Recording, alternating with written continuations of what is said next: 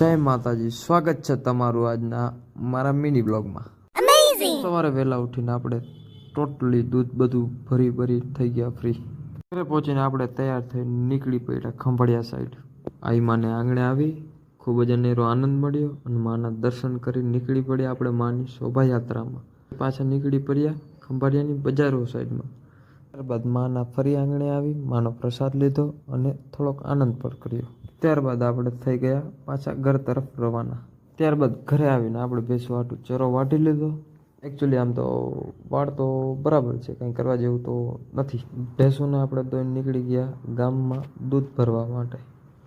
દૂધ ભરતા રાત પડી ગઈ છે અને આપણે ઘર તરફ રવાના થઈ ગયા પાછા। અને આ મારો મિની વ્લોગ તમને કેવો લાગ્યો છે તે કોમેન્ટ સેક્શનમાં જણાવવા નમ્ર વિનંતી। મળીએ છીએ આના બીજા બ્લોગમાં। જય માતાજીને જય સોનભાઈ।